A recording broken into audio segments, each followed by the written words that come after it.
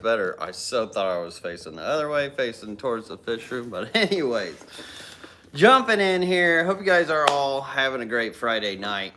And thank you for joining us for this live Q&A. This is a great platform for you guys to learn about keeping different aquariums, different styles, different fish, pretty much anything to do with aquariums. You got questions about them, this is a great venue. Or if you've just been wondering what's been going on with me and the fish room and everything else, whatever your questions are, this is a great place for it. But hello everybody in the chat, glad to see y'all in there. Let me go ahead and jump into the live chat, get off the top chat here. Oh man, what a week, what a week. For some of you guys may have seen the shorts that we did it. We got the 80 fry rack aquariums. They're all 20 longs that we needed from the Petco sale. So it took me 3 days and about 10 Petcos to hit all those. So Central Florida, sorry about the 20 longs. If you're looking for them, they should have some more in this week for you. And I think their sale goes on till July 4th. As well, thanks to you guys. You guys were absolutely amazing. Cannot thank you guys enough for the support and appreciation. The orders and all that was able to get me to be able to get those tanks. And your guys' support couldn't have done it without it. So I extended that 10% discount code till the 4th. I figured might as well because that's actually our next shipping like setup day. Wednesday will actually be our shipping day on the 5th. But it'll take us up till our last deadline and kind of give you guys an extra opportunity to save some money and whatnot on lrbaquatics.com. But anyways, glad to see y'all in here. I'll have videos out for members tomorrow. Everybody else tomorrow, I'm gonna have a video out for you guys here on Saturday and Sunday. There's been a lot of videos out this week, just trying to catch you guys all up with everything.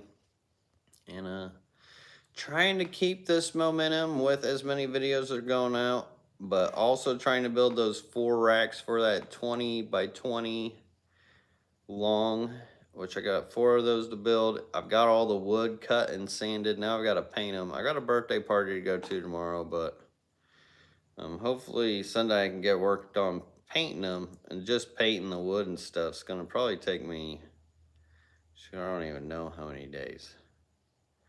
It's going to take a while. Carrie Britton, glad to see you around here. Says, just moved and my tap water comes out with 10 ppm nitrates. Will plants correct this? Plants can correct that. I don't really test my nitrates so much, but I do know that nitrates are in there and your plants do absorb the nitrates. If you've got a good ecosystem, that 10 parts per million won't be a big issue if you're keeping your aquarium more as a ecosystem. Now if you're, which means you've got beneficial bacteria in there, you're not keeping it like sterile. Now if you're keeping your tank sterile, you're doing like 100% water changes every week or every other day and cleaning the filter out full on to where it's completely clean, then yeah, you might have some issues with those nitrates at first. But once the system starts developing more of an ecosystem, then the nitrates, especially with the plants, do not become a problem. Because the beneficial bacteria also helps break all that down. Let's see, Diego Dominguez, hello. Thank you for the member support. Joel G, 1 month member gold, says, sponsored by Tetra Tropical Granules. I wish. They owe me some money by now. Bluefish, is there any way you know to get cyclops or micro crustaceans to hyperbreed? Trying to feed a bunch of baby betta and they are so tiny. So the best way to do that is just more food, feeding the system more. They've got to have things to eat off of. Leaf litter is good, so is just tetracolor tropical granules or whatever food you may use. It's a fine line between that because you do have to find out what the system can and cannot eat, like as how much of it. With like leaf litter and normal like nature things like that, it's a little different. They don't rot out like your fish food would. It actually stays more natural and breaks down as it goes, and things eat off of it. So that's maybe your best approach would go with more like leaf litter and other things. But once again, you want like no filter. If you're really wanting to get microorganisms, microcrustaceans, no filter, no airline, no nothing.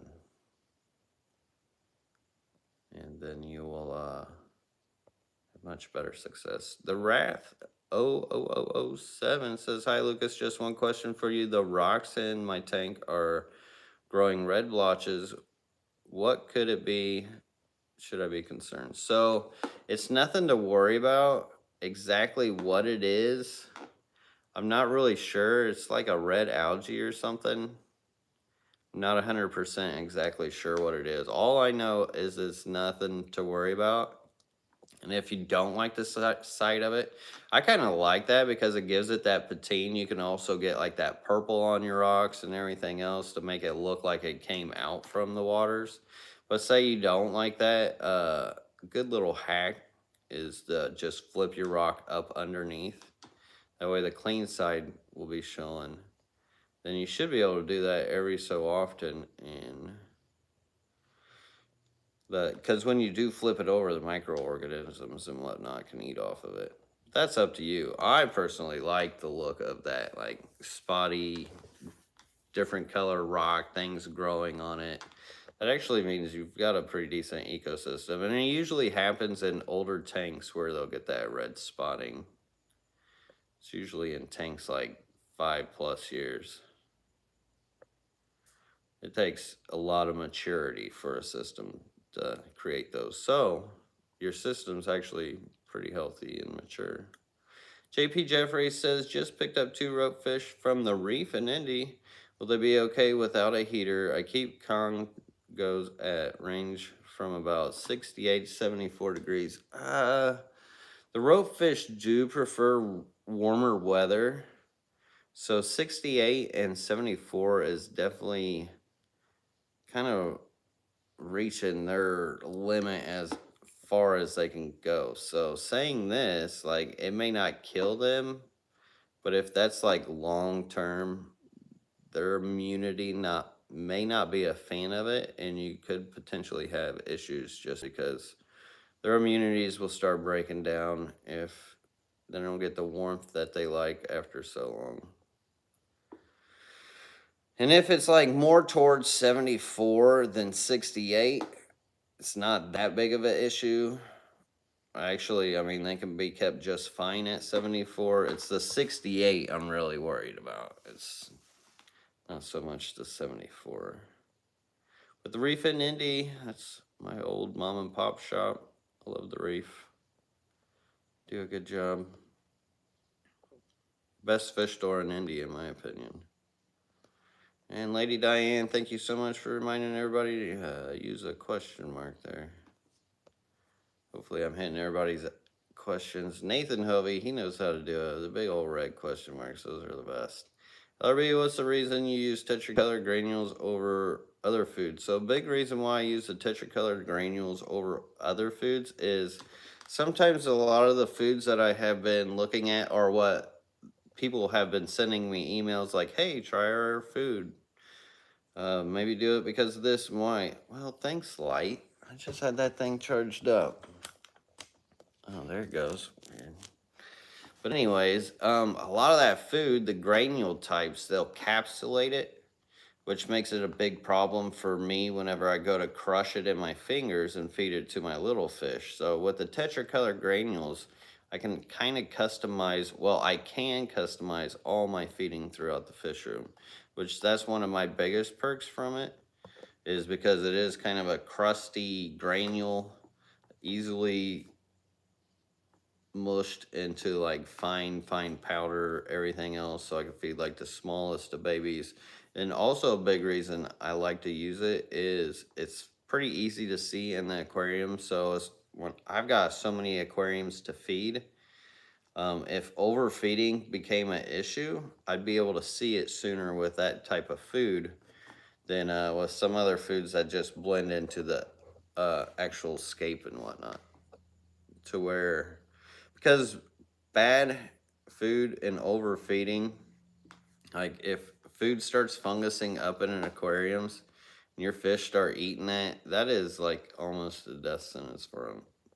It's not good. It's not good for them. So that's a big reason. And the price point's pretty good too. It's just what I've used for so long. But I have looked up some other foods. One of the big reasons why I don't like it though is it grows algae like crazy. It really, really grows the crap out of some algae. Shady Grady says, I got my order today. The DNR is amazing. I am wondering how long it will take for the yellow Neo shrimp to color up. They have been pale yellow clear for 9 hours. So Shady, thank you so much for the support and the order. And as long as you put those yellow shrimp on a black substrate, they should start popping. I don't know how long it's going to take them, but they should definitely start popping. Now, if you have them on a light color substrate, then they may try to camouflage and stay more clear. But they will definitely color up. Those things are insane. I don't send any clear yellows. Like, they don't leave here clear. So they'll color up for you. So the thing with a lot of those shrimp is they just wash out after being in the dark for so long. So get some light on them, give them some time, give them some food, and give them the right contrast to substrate, and you'll get the colors out of them. Oh, Jessica Hussey, so sorry to hear that. Says, LRB, it's been about 170 out here in Arizona. My AC went out for a few days until the new unit was put in. I only lost a few white clouds. I thought for sure I was losing my collection. Oh, I bet that was just a moment. Yeah, that's rough. That's rough. 170. I'd be freaking too. This barn got to 170. And if you got a lot of tanks, it's hard to just keep them cool.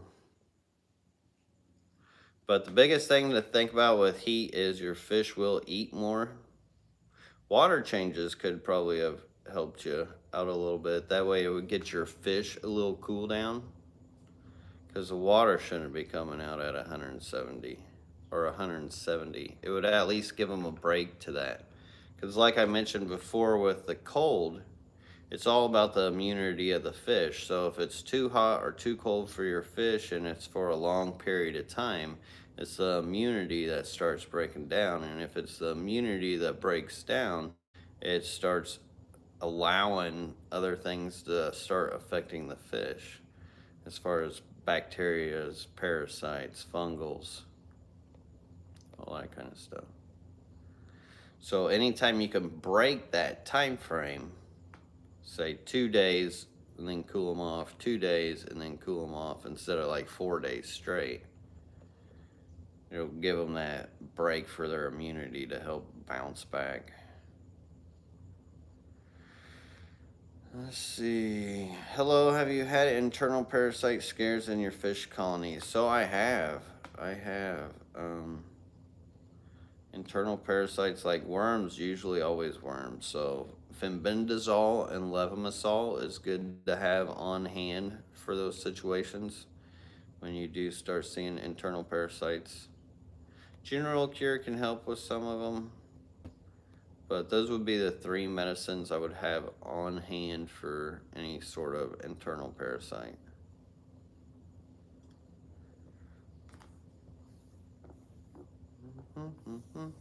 Let's see, Scrolly McScrollerson. Hello, hello, Kai. I'm glad you got your shrimps today. I've actually got your other box here on the other side of me. I actually didn't know my login for my shipping thing. Sarah knows all that. We'll get it shipped out here for you. But we didn't forget you. And let's see. Always great to see you in here. Mad Martigan says, Lucas, thank you for all you do. You mean the world to the hobby. Well, thank you. I appreciate that. Appreciate that. I try to help, try to understand nature more here and teach it more.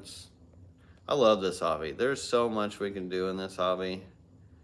A lot of people don't even realize the options in this hobby, and I don't know, that's what I like to show people, is that there's so much option beyond what we're taught as far as when it comes to aquarium keeping, which is what part of this channel is for. There's so much this channel's for. MX Bernard, anyways, MX Bernard says, how would you suggest seeking a list of breeders for Neos? I am seeking only 2 types, and here in Massachusetts has been zero luck, like zero. So you're looking for more local breeders in Massachusetts. It's always been a funny state for me to say. And if you're only seeking 2 types for Neos, it really is. These days, it's really hard to find selective breeders in areas and whatnot. Like, used to be in the day where we had Facebook and shrimp breeders, all kinds of breeders. They can just collaborate in these groups. It was a great time. It was a great time. And then Facebook ruined it and said, oh, well, you guys can't do that anymore. So now it's really kind of hard to find them. I know that some of them hang out on Band, but I personally haven't been on there, so I couldn't tell you a whole lot about that, and that's just coming from Garnet Eater told me about that. But I don't know locally how to find like somebody in Mass to get what you're looking for. There might be some clubs. I don't know if there's any clubs there either. Look up fish clubs. That's a great way to find those kind of people. And then just talk to people and be like, hey, who's your shrimp keepers in your club? The people who run that club will know who, for the most part, some of them will know who keeps a lot of what. Shelby Tursevich says, what about rainbow temperature? So rainbow temperature, they can go from low 60s, and if you go to low 60s, only for a certain amount of time. But for the most part, keep them in the mid 70s. That's great for them. 72 to 78 is a good ambient temperature for all the time. Now for breeding and raising the temperature up towards the 80s can actually give you better success rates. And only problem is that is your room's gonna be like 80 degrees. So a lot of people, you gotta keep in mind when you get aquariums and you put a heater in that, it becomes your space radiator too. So your heater radiator. It can warm up the room. I had a 240 gallon in my garage that I would keep at 86 for my discus. It's one reason why I don't keep discus right now, is you got to keep them so warm, and then that tank stays so warm and it just radiates all that temperature out. But 74, I can handle that as far as just like living. That's my temperature. I've got to be, I think it's 79 in here right now, actually. Which I think I've got the AC set to 77, but the temperatures have been insane. The heat just kicked my butt this week. Like I was doing really good just hammering stuff out, and that heat, it finally got to me. Trying to cut them boards and stuff really kicked my butt. Aquatic says, I was diagnosed with narcolepsy yesterday, so my emotions are all over the place, but the shrimp was a perfect emotion booster. Who can be sad with a new shrimp Jesus flock of shrimp in your tank? Oh my, you're sweet. Well, I'm glad that was able to help you out. And sometimes, honestly, I felt like I've had narcolepsy tendencies just because, like, I would get tired, especially as a kid growing up in school. Oh my God, I could never stay awake in class. I was one of those kids. And it was really hard for me. Like sometimes your eyes just want to roll back and you want to go out. And I hope you get some rest. I hope you find some peace within and just calm and enjoy, make the best out of life. And I hope it gets better for you. Henry Figaro, thank you so much for the $5 super chat. Appreciate that, Henry. The Nothobranchius arrived today with no problem. They are one of the most beautiful fish I have ever seen and will be buying again when in stock. Well, I'm glad you like them. They are gorgeous fish. They're more of the annual type of killifish, so you do kind of got to keep them bred up to keep them around. But they are gorgeous. They're just a bit of work to keep going. But they'll live a couple of years. Tops. But glad you enjoyed them, Henry. And as you saw, I had a few extra females. So I decided to just throw them in there for you.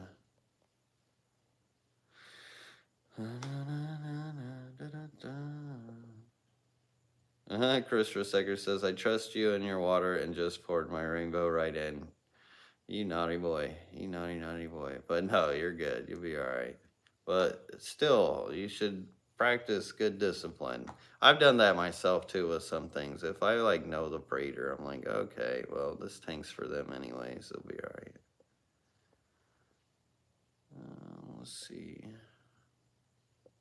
Hello, Pile Aquatics. Good evening. I need to get a hold of you, by the way. Nike Swoosh says, what is a good floating plant that won't be bothered by getting wet and a hang-on back filter? Amazon frog bed didn't work because the leaves were wet and rotted. So this is actually one of the biggest problems with hang on the back filters is having floating plants, because plants do not like to be dunked. They do not like the water on top of them continuously. I know it seems weird. Aquatic plant doesn't like to be wet, doesn't like the wetness on top of it, but it can kill them. It's weird. So, and I think it's all on like the form of the plant and how it has the out of water parts to it, the submersed and immersed forms of it.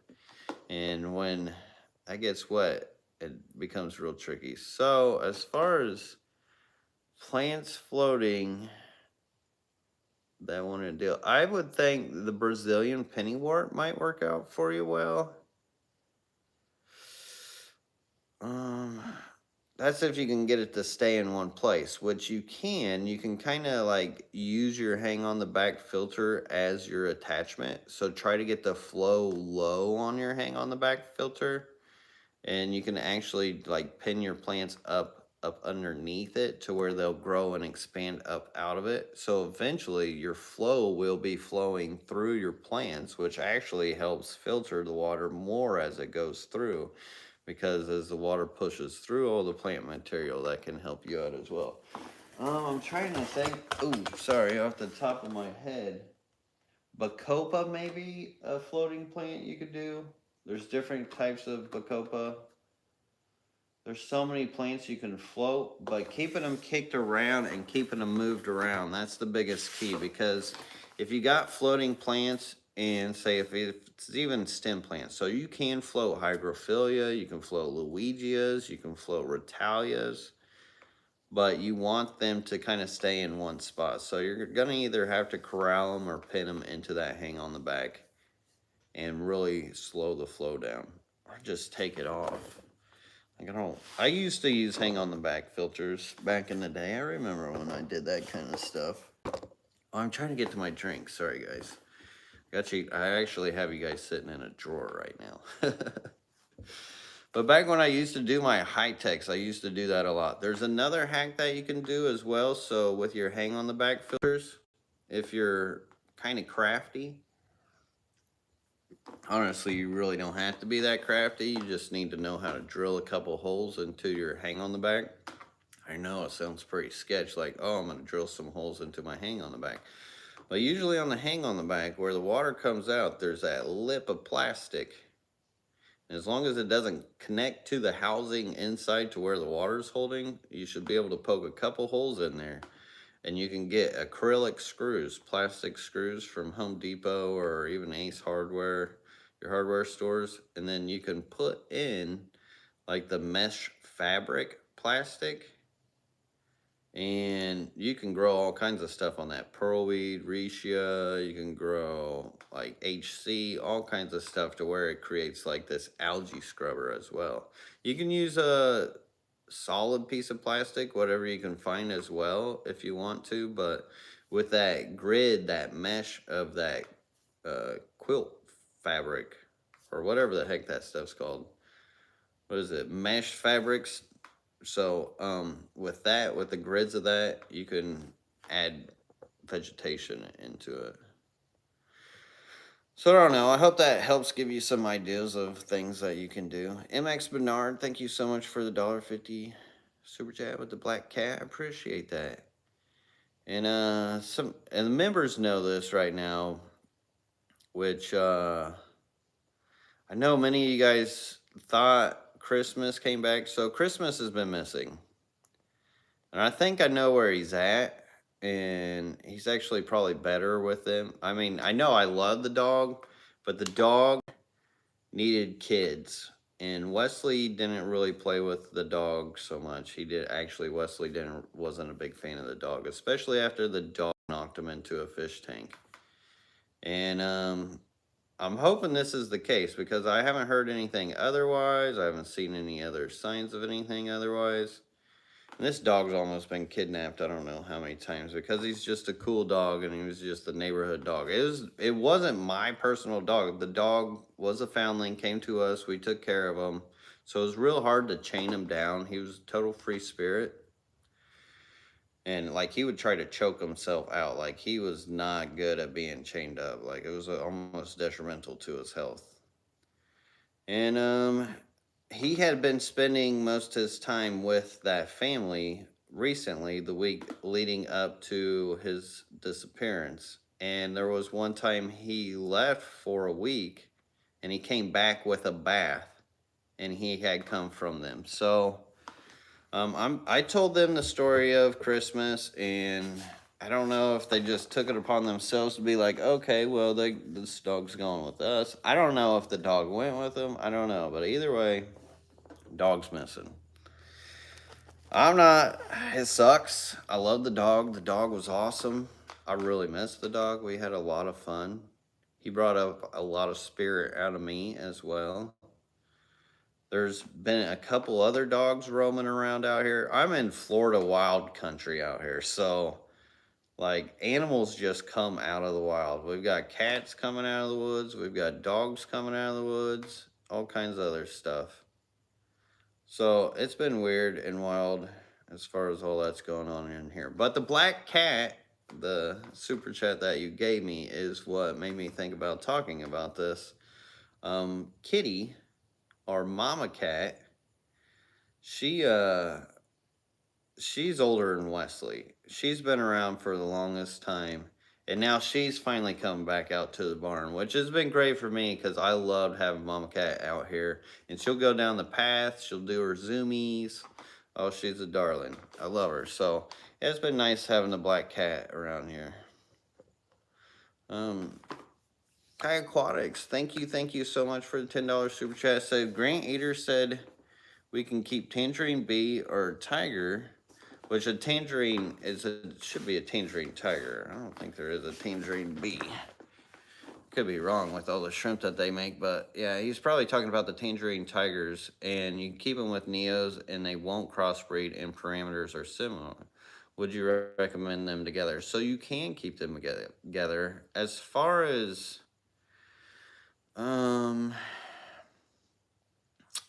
the numbers and stuff, I think when you do make shrimp in like that, it's like either one group takes over the other group, so you'll have a little bit of this and a lot of that, and it's hard to tell which one will take over.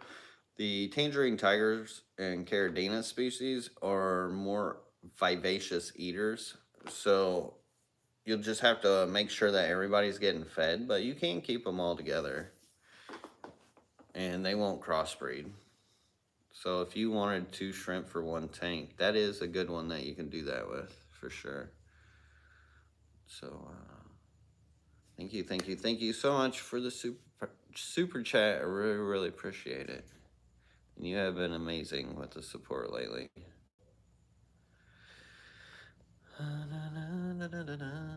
How many tanks do you have now? I really wish you'd send me an email. I think you sent Sarah an email, which is lrbaquatics.orders@gmail.com. And then mine is lrbaquatics@gmail.com. Which I gotta catch up with my email too. Let's see. Connor's Cam says, "Hey, just got your CBDs in the mail and they are so active. Thanks. Could you show us the CBD tank?" Glad that you got them. Thank you so much for the support and that they made it all right. As far as showing you the tank, it always becomes rough with these live streams. How's the quality been today, guys? I think we're a half hour here, and maybe we'll get up here and show it real quick. It's really hard to even see any of the CPDs in there. But I'll show you the tank that those ones came out of. It's not the cleanest green water tank. I guess it's kind of clean. It's looking cleaner now. See, so come and go. I'm still baffled by green water and its ability to just be there one day and then not be there another day. So it just absorbs things as it goes. But down here is the tank. If I go in that alley of all these tanks, well, I'll totally lose you. You can see the nets in there. So there's still aftermath from shipping. Like, it's been rough. Which I had to catch those at night. Mad Mart again, Mrs. Lego Lucas. Lego Lucas is classic. Just go slow. And then this is also a CPD tank. I may have grabbed a couple out of here too. So the CPDs are in there breeding in that basket. The eggs fall down. And then the babies hatch and live up there, and pretty easy peasy. Things are real easy, but those are the CPD tanks for now. Quality has been good. That's good. Look at this. You can still see through. Oh, wait. You guys ain't even. I forgot. I still haven't even come out with the video. I think that's what you guys are going to be seeing this weekend is that rack. I was about to show you guys, but I think you guys are about to get an edited video of all that. So stay tuned here this weekend for all that. Let's see. Scrolly McScrollerson. Let me get back up to chat where I was. Hopefully I'm not missing any questions. Tashi come in while I was talking about the dog. Yeah, usually I'm not talking about dogs, but it was kind of pertinent to the people who follow me. I know they've been wondering what's been up, and it's been tough because I've had the last couple edited videos with him in it. And it's like, I don't want to take it out of the video because it is part of the video. He was part of the journey, you know. Man Mardigan said Christmas figured out how to keep all natural filterless tanks and has branched out to start his own channel. Oh my God. That was funny. Oh, that was funny. My neighbor's getting on it though. He's got 20 aquariums up. He was over here yesterday. He gave him some plants and hooked him up, and it's really cool to see him light up over the hobby, and because he's big into like fishing, which I can relate to. When I was a kid, when I was his age, I used to be out there fishing all day like he is. And he works construction as well, so kind of told him my story, my take, and then he saw these aquariums, him and his dad, and they were just like, whoa, this is crazy, this is wild, this is cool. So he's built up all kinds of racks just waiting for tanks. The guy's trying to, and he fell in love with shrimp. So I'm like, oh, okay, I see ya. Some people do that. Like, they'll see the fish, and the fish are awesome, but then they'll see the shrimp, and some people just absolutely fall in love with those shrimp. It's pretty wild. Which I can see. There is some really cool shrimp. I mean, that's what's about to make me get into saltwater and start dabbling with saltwater is shrimp. So it doesn't just go with freshwater. Yeah, rough edit. Thanks, Gary. That's funny. Rough RUFF instead of RU or ROUGH. Uh, it looks like you can fit more aquariums. I can. I can't wait till I can get a barn and then we can actually take all this out and redo that whole area. I think that'll be cool. That's way down the line. I still got to get the fry rack and those tanks up. There's a lot of work. I've got empty tanks that have been scraped and cleaned that are just need sand too. So I've got a whole bunch of racks that are about to come up and start getting stuff in them. My QT rack too, I've got a bit to finish off on that, but it's so close. I can't believe we got all 80 of those 20 longs this weekend. Like, that was madness. Let's see, I think it was Monday or Tuesday, I don't know, but I went to Orlando, which is like 3 hours from me, hit up like 5 Petcos from there. That was like my last leg. And then that same day, went to Home Depot in like Gainesville and picked up all the 2x4s. And then cut all the 2x4s, sandered them down. That heat just kicked my butt. And the next day, after shipping, it was the shipping too, though. I think I was up until like 6 o'clock in the morning. Then I get up at like 9 o'clock in the morning, like power nap, and then get all the orders out. Because with the orders, it's all about timing. Like, I got to get them out at a certain time. That way they're in the box for the less time period and all that stuff. Bit of the back work of all this. All right, I think I am at the bottom. Did I get all your guys' questions? Oh, wait, here's one. Rondo Lazon says, is there any correlation to guppy fry yields when you use rock piles both fully submersed or partially submersed?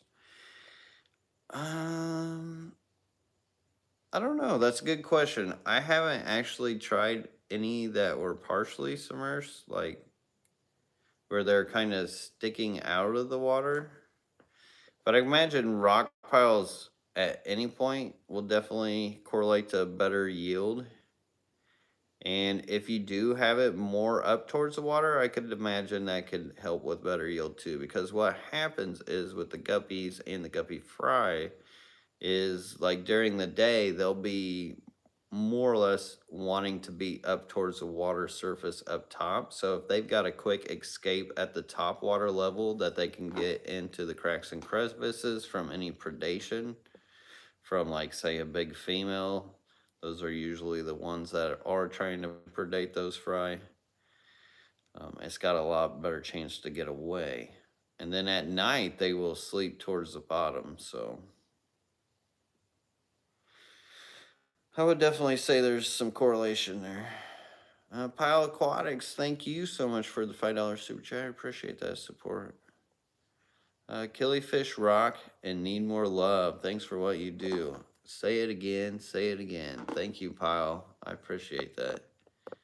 Killifish do rock and need more love. See, the biggest kicker for killifish for most people is they believe that they only live for like a year or so. And that was the main thing that was taught to a lot of people in the killifish, because there is annuals. There is a small group of annual killifish, which means they only live for like a year. And those are like your Nothobranchius. But then you get into epilotes, you get the amphicemians, you get into fundulopancheks, fundulus, you get into all those kind of killifish, then they can live like, if you take good care of them, they can live from 3 to 7 years. I've got a epilotes that's probably pushing close to 7 years, which is kind of insane for a killifish.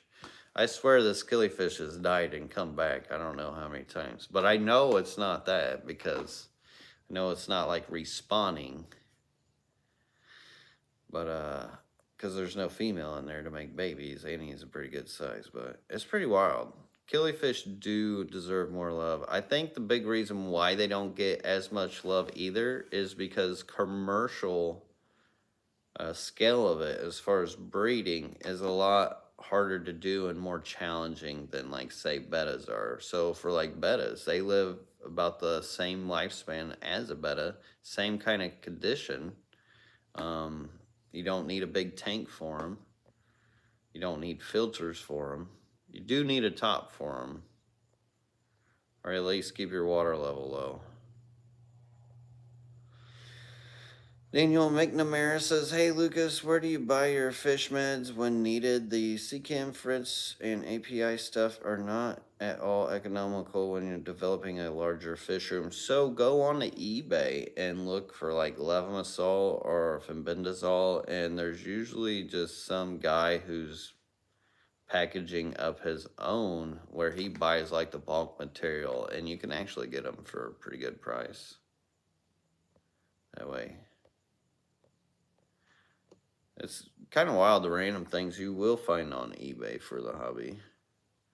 Actually, when I first started selling fish, shrimp, and stuff, I started a lot on eBay.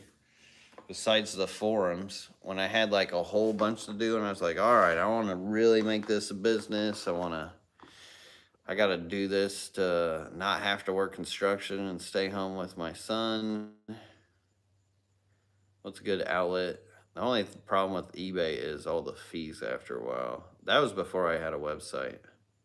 It took me a long time to even build the website just because there was so much keeping me busy that I didn't have to have a website. But the website was the way to go. Connor's Cam says, "How often do you sell killifish, if any?" So I usually have some available. Right now, I just happen to be out. I should be getting some more. Killifish are the only fish that I'll get from other hobbyists and sell. Unless there's something at the club that I find and like, oh, you guys will want this. Because I know a lot of you guys can't go to the clubs and get these rare fish or even a fish store to get these fish. So more I can play the middleman or to help get those kind of fish out into the hobby to conserve them around, I will take the time and effort to do it. Because that's what it's really about, especially now. I've seen so many strains of fish just come and go. Like, especially with rainbow fish, killifish. I've said it many times, like, if we're not careful, these won't be around anymore. And it's nice to see certain fish come back around after, like, talking about them. And seeing that people are working and being proactive about trying to keep them in the hobby.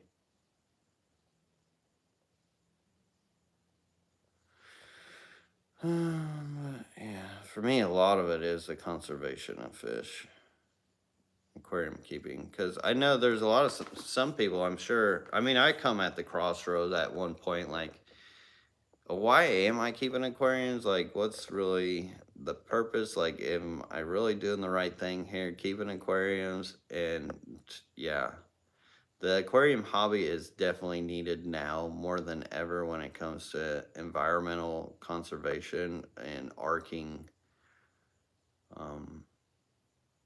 what has lived in the world and what does live in the world, because so much of it is just getting bombarded by ignorant companies that I wouldn't even say ignorant. A lot of these companies do it on purpose. They don't care. They're careless.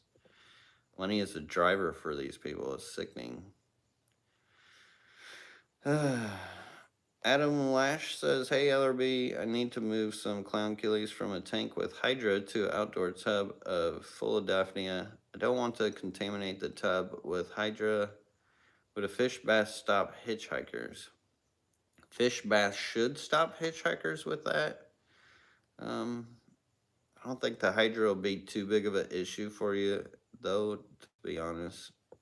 Hydra gets a lot of bad rap, but it's not really as dangerous as what people say. Now, for like shrimp, maybe for like baby shrimp and like baby fry. But yeah, fish bath should help you out with that. Because it's not like they're eating the hydra and then the hydra will get pooped out and start sporing off and whatnot. So the fish bath will wash anything away. Scrolling. Henry Figaro says, I am thinking about starting my own business selling fish to help with my hobby because it's costing me a lot. Yeah, I mean, it's great to do, just to even supplement and help other people out. And I don't know, there's a lot of trade and economy availability within this hobby. You just got to remember, if you build it, they will come. And if you do good work, you know, the rest will right itself.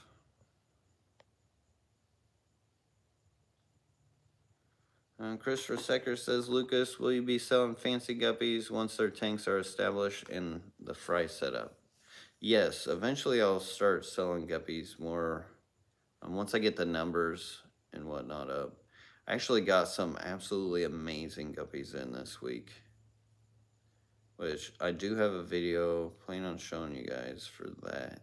I'm not sure when it'll come out. Might be a week until I get that out because there's so many others scheduled in front of it right now. And let's see, I do got a few growing out, like those magical guppies. I got a bunch of those growing out, but you guys will see some of the guppies I do already have, which was the new guppy tank setup that I set up with 16 new tanks. Wish I had more space for more guppy tanks and whatnot. Lady Diane says, at my first club swap, I made $750. Dang, that's good. That's really good. I don't know if I've ever made that much at a swap. I usually only bag so much up at the swap, but like at Aquashella though, you make some stupid money. I think Aquashella, the most I've ever made was like $3,000 at Aquashella. I think that was Dallas.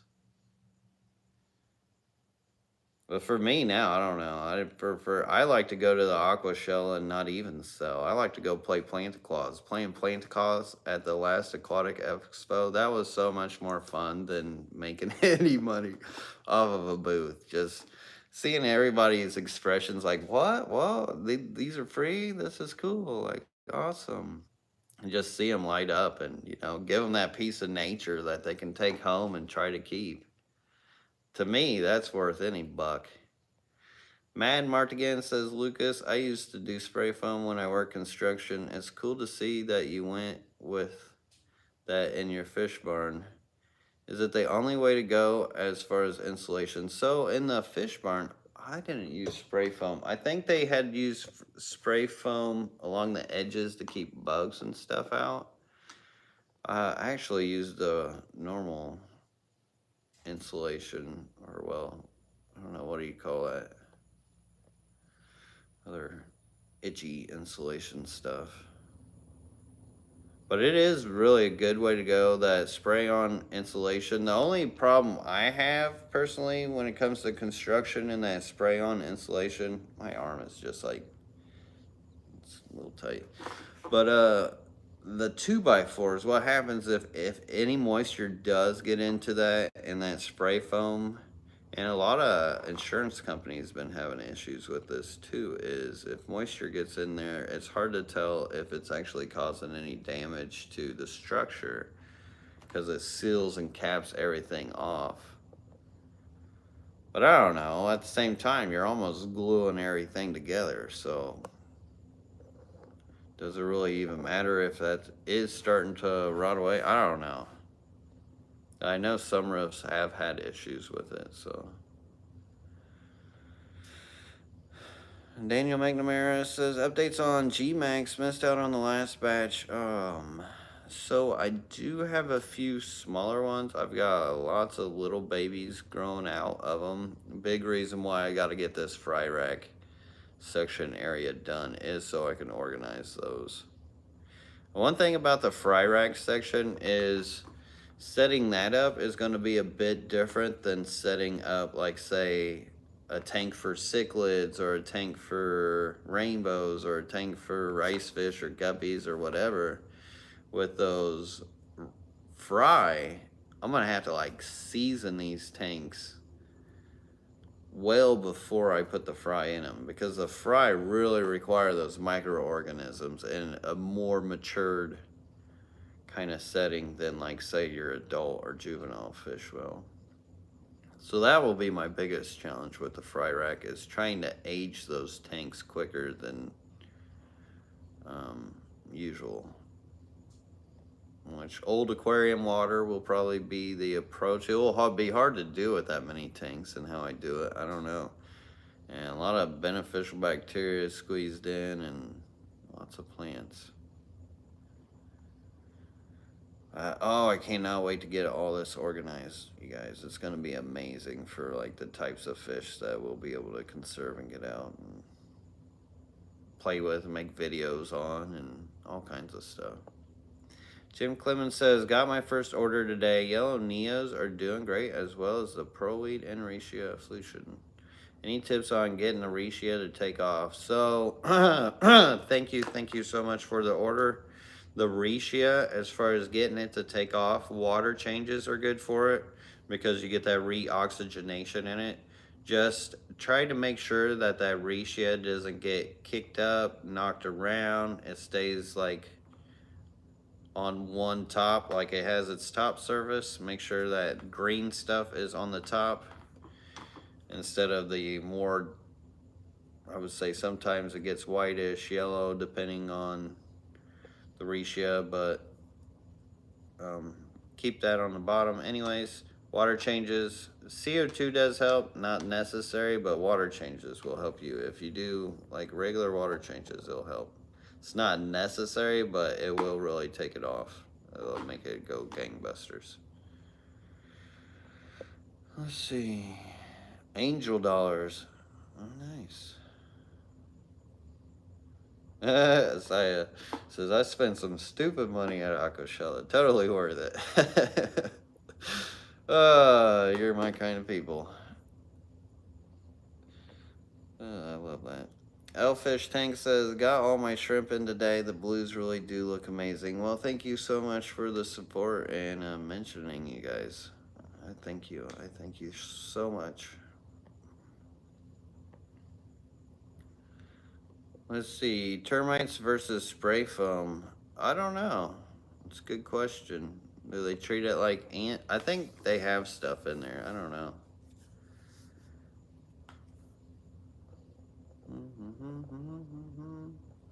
All right, if you guys got questions, I am at the bottom of the chat here. Fry rack. Oh, how adorable is that view? Right? Closest fish club I could find, 3 hours from my house, but I'll keep looking. Wow. Gold Coast Aquarium Society. Look into the Gold Coast Aquarium Society. I think that may be your closest one. Kind of know where Henry lives, so I can actually help him with that. Mike says, any tips on growing Monte Carlo as a epiphyte, like attached to driftwood? Okay, well, with that word, I wasn't really sure what that word is, but the point that you said, like attached to driftwood, what is epiphyte? Do any of you guys know what epiphyte is? I mean, I know you can attach it to driftwood pretty easy, especially, I don't know, it depends on the driftwood you have. If you have like that Malaysian driftwood, you can like actually pin it into some of the cracks and crevices of it. I like to use quilted thread myself, but if that means like growing out of water or something, I don't know. What does epiphyte mean? Spaghetti Nona, so as soon as I learn what that means, then I could probably better answer that question. Spaghetti Nona says, how long ago did Nature's Advocate get added? I actually did that. Did I do that today? I either did it today or last night at some point. Can't remember, but just recently. I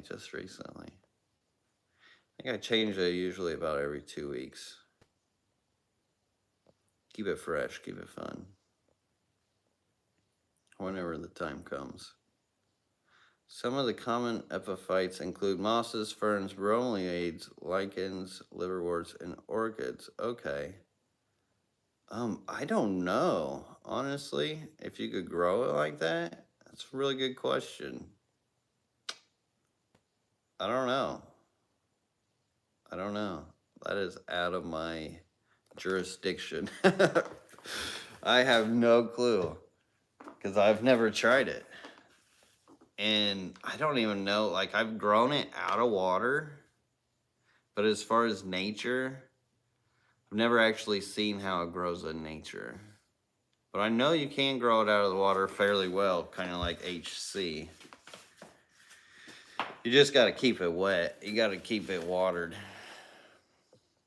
Which a lot of like lichens and, ferns, bromeliads, and all those kind of stuff. They like it wet, but they also like bits of dryness. Depending, of course. Bravehearts 1986. Hey, LRB, could I keep rice fish with nanofish such as chili, rasbora, and CPDs in a 40-gallon breeder tank? Oh, yeah, definitely. Definitely. Oh, JP Jeffrey says in air. Okay, like air plants. Yeah, no, I don't know. I don't think so. I think they have to root into something.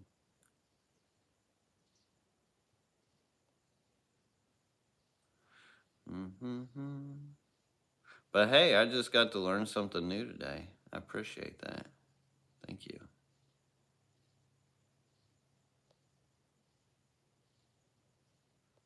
Okay. Oh, Henry, the Gold Coast says 3 hours. Okay. Scrolling McScrollerson says, Madden Mart again says, thank you, Lucas. Epiphyte means roots don't have to be in soil or substrate. Okay. Yeah, I don't know. That's a great question. I love this, though. I love that you guys can teach me, too. That's the best part. I've learned so much from you guys, period. Just on a societal levels and all kinds of stuff. Vince Lee says, will you have more CPDs available at some point? Yes, but I've got to catch them. That's the hardest part right now.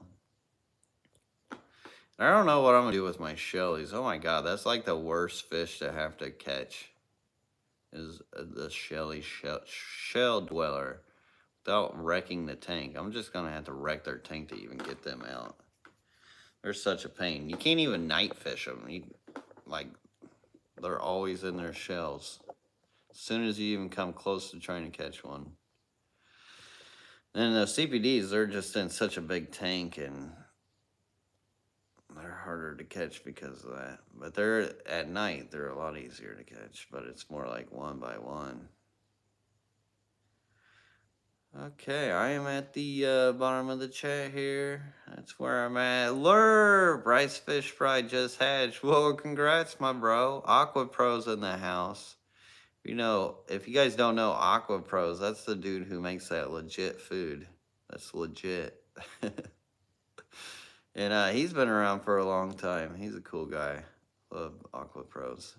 But glad your rice fish hatched. We've been talking like back and forth on that.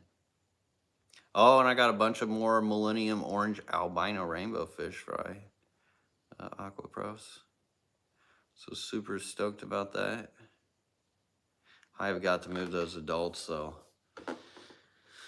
All right, we got what, a minute and a half left. If you got a question, I'm at the bottom. We got a minute, almost a minute left. If not, then I mean, I'll just start singing songs and we'll make our way out of here. I feed my lime green endlers from you, legit. Jet Set Mama. Awesome, awesome. It's good food. It's good food for them. William Russell says, what is an important thing to think about when setting up a 6-tank rack with a sump to think about? So, things to think about as long as it's not like structurally. Well, I don't know. You got to think about the gap between. So, the biggest thing with the gap between 8 to 10 inches You want to be able to work your space. And as far as if you don't have like tank size selected, 10 gallons and 20 longs are the only ones that you can really get 4 high without it becoming too high, to where it become too much of a pain to get as many tanks on there. And as far as just a sump in the tanks, I don't know. I mean, plumbing's plumbing.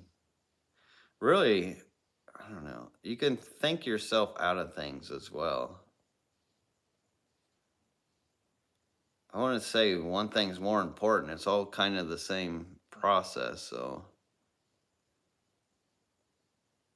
I don't know.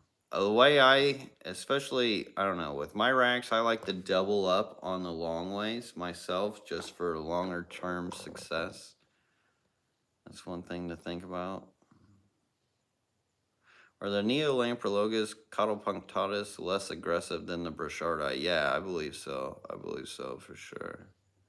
They actually seem more docile out of all the Shelleys, or all the Tanganicans that I've kept.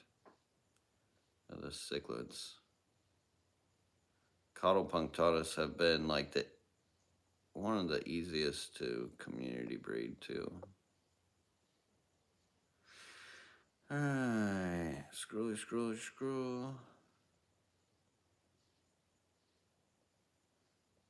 Alright. Connor's Cam says, what's the most interesting aquatic plant you have ever owned? The most interesting aquatic plant I have ever owned. I don't know, that's tough. I've kept so many aquatic plants. So for one to really stick out from the others, like they all have their own kind of interest to them. Trying to think if there was any like one off the top of my head that was just like, I don't know. I would say what was that? Oh crap, what is that? Hygrophila angustifolia. That one was pretty wild just because it grows like mad and it can like come out. If any of you guys have seen my old house with my Hygrophila angustifolia, where it was in that 75 gallon and that plant had came out and it just like bushed around like it was the wildest freaking thing. Purple flowers everywhere, which actually just smelled so bad. Those were like the worst smelling flowers, but like the actual growth and system of it just looked like this huge mangrove. It was really wild looking. Taiwan lilies is really kind of impressive. I love the Taiwan lily when you float them, or really even just planting them, floating them, and seeing how they transition and stuff, and all the roots. Let me show you real quick what the Taiwan lily, because a lot of people, especially for breeding purposes, this is an amazing plant for like your fish, like that have like sticky, or like rice fish and rainbow fish. But look at these roots on this. Hopefully we don't lose the internet too much. That's Taiwan lily. I just floated up top here. And then the roots just go bonkers. You got rice fish there, Micropacella pictus. Which actually, I like to keep the rice fish with the Micropacella pictus because these Micropacella pictus, they love to predate on each other. But with the rice fish in here, they will actually lay eggs around there, which give them something to eat off of. Quite pixely, yeah, made it too fast.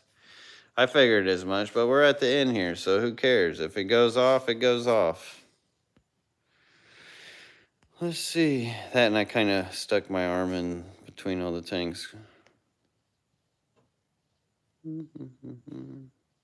Yeah, a Pontageton is kind of odd, Sarah. My favorite plant lately is the Ericalium sactaceum. It's crazy looking, growing out 3 cultures at the moment. Extremely rare. Interesting. There are so many plants out there, it's crazy. Is it okay to run multiple drain lines to one pipe, or should each tank have its own pipe? So if you're doing drain lines, you got to think about how much water is going to go into that drain. So when your drain, say it's like yay big, you're going to want at least this much space for air, because if there's not enough air to get that water through and passing, it's not like filling up a tank where you can have the hole full. So just keep in mind your diameter when you're trying to do multiple tanks and putting multiple drain lines onto another drain line. That makes sense. Little babies. Ooh, we should probably scoop all these guys up. There's like, I don't know how many bazillion. I can't put you guys up underneath there, but I can do this. Come on, guys. Swoop. Babies. Just like that. I got some baby rainbow fish. Look at that. That's easy breeding. Easy breeding. That's how easy it is, you guys. All right. Well, I appreciate you guys. Thank you all so much for the support and hanging out with me on this Friday Night Live. I will have videos for you guys coming out this weekend. If you guys have not seen the videos from this week, try to catch up on those, because we're kind of going in succession here of how this was all built and growing to catch you guys all up. So it's kind of more vlogish. It's not really vlogish, but it progresses into the story of everything being built, and plus it's full of all kinds of tidbits. But anyways, I hope you guys like this. If you did, hit that like button. That would be much appreciated. Check out the channel, subscribe if you haven't, all that YouTube jazz. And thank you all so much. I'll see you on the next one. Have a great weekend. Peace. Do do do do do do do do do do do do do.